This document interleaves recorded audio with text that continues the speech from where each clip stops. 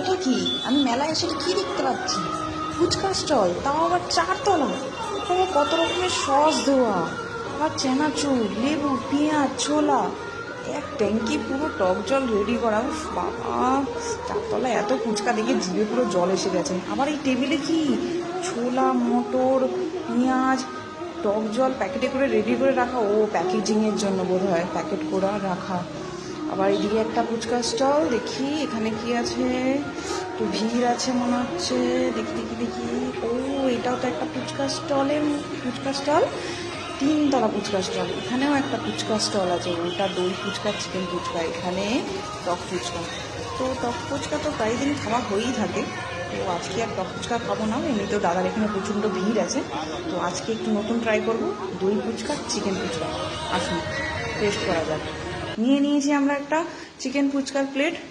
আমি ওকে খেতে বললাম, ও খেয়ে নিয়েছে। দেখি কীরকম লাগছে। ও বলছে তো ভালোই লাগছে, খালি আলুর বদলে চিকেন কিউবস দেওয়া, এটাই।